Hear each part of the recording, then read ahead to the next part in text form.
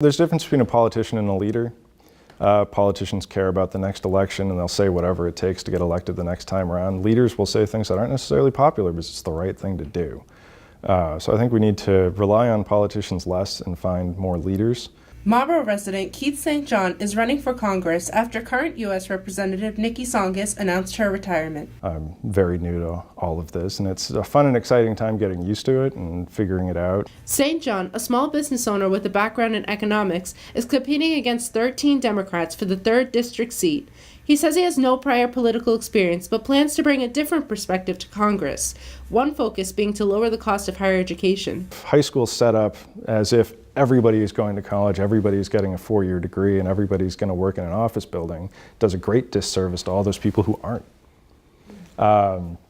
There are a lot of people who are sold the dream, you go to college, you get a degree, and you get a great job, and they realize 2 or 3 years in, $30,000 and $40,000 in debt in, that it's not for them, and that their future lies somewhere else. So now they're saddled with $40,000 in student loans with nothing to show for it. They still have to pay the loans back. It's not like there's a provision, well, if you didn't get the degree, you don't owe the money. You still owe the money. He also mentioned his ideas on improving the country's infrastructure with high-speed rail lines. Any high-speed rail that came through the Northeast Corridor would have to look at Worcester and Nashua and Manchester and moving up through the coast, which would bring jobs and rapid movement and people here and increase the economic activity of the district and of New England in general.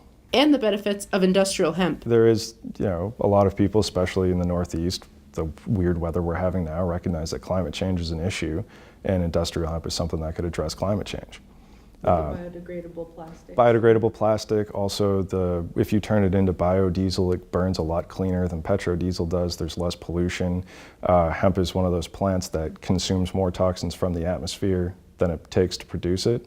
So it's a carbon dioxide eater, and it's also a nitrogen fixer. So if you use it in crop rotation, you rely less on chemical fertilizer. St.John grew up in Hudson, then moved to northern New Hampshire where he graduated from high school. He earned his undergraduate degree from UMass Boston, living in the city, and now lives in Marlborough with his wife. I grew up in a suburban area, I lived in a rural area, I've lived in the city. Those are the 3 primary places where you can live. And you have some people who grew up in the suburbs and maybe they lived in the city for a while and they kind of understand those 2 dynamics and how to work together. You have some people who grew up in rural areas and then moved to a city because they were trying to find economic situations or they didn't like living in a rural area. And so they kind of understand how those 2 areas work. But I think there are fewer people who've lived in all 3 and understand the differences between all 3 and get that life in a rural area versus life in an urban area are completely different. The trials and tribulations, the things you worry about are different.